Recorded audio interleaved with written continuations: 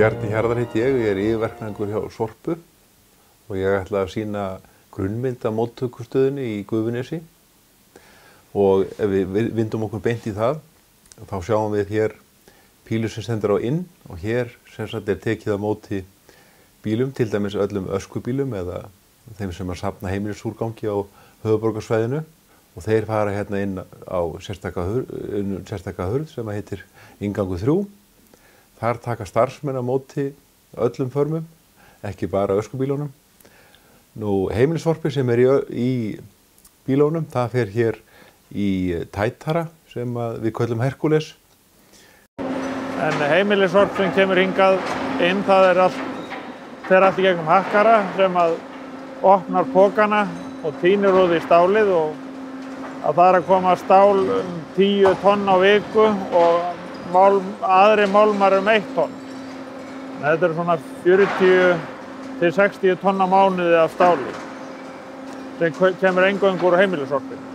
Ef hins vegar menn koma með endurvinnsluefni, svo sem eins og pappír, sem við fráflokkum bylgjupappan sem í honum og böggum hann síðan hér, við fráflokkum það hér í vél sem við köllum bylgju og hann síðan þá pressaður saman í bagga og fluttur til recycling í Gautaborg í Svíþjóð til endurvinnslu.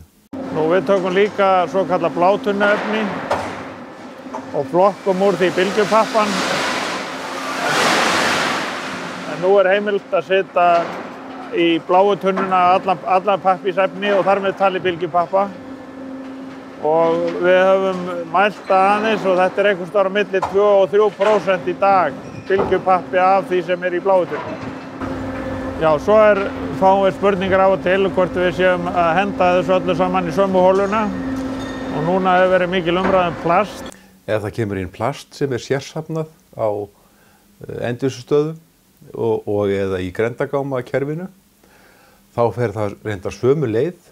Við notum sömu pressur, sama búnað til að bagga þetta plast og sendum það erlendis til endurvinnslu, ýmist til efnisendurvinnslu sem verður þá nýju plasti eða í orkuendurvinnslu með þá brennslu. Og þetta í sjálfu sér mjög einfaldur flutningur og það hins vegar nauðsynlegt að bagga hann til að auka magn í hverjum gámi sem flutt erlendis. Nú, málmarnir fara allir frá okkur til endurvinnslu fyrirtækis Furu í Hafnarfirði sem kemur því erlendis í endurvinnslu.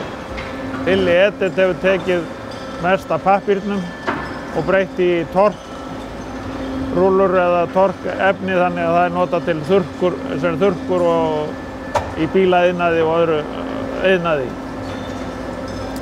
En bylgjupappinn verður aftur að bylgjupappa. Þannig að það má segja að það fari töluvörður hluti af sorpinu aftur til endurnýtingar og endurvinnslu og svo auðvitað það sem fer upp í Álfsnes. Á því keyrum við metangasið okkar og það drjúgt magn af sorpi sem endurvinnanlegt þannig að það hægt að keyra á því metangas sem viðurkennd aðferð til endurnýtingar á sorpi.